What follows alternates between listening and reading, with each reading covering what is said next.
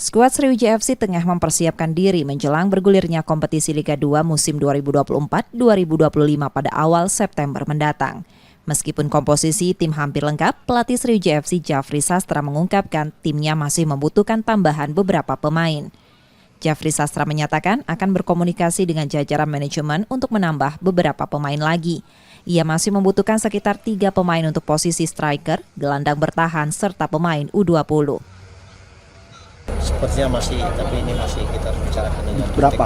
Butuhnya berapa, Coach? Mungkin bisa 2-3 pemain. Di posisi mana? Posisi usaha kita masih butuh striker, kita juga masih butuh di holding atau di nomor 6. Kita juga masih butuh yang muda ya, yang usia 20.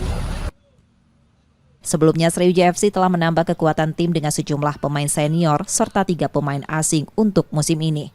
Nur Muhammad, Kompas TV, Palembang, Sumatera Selatan.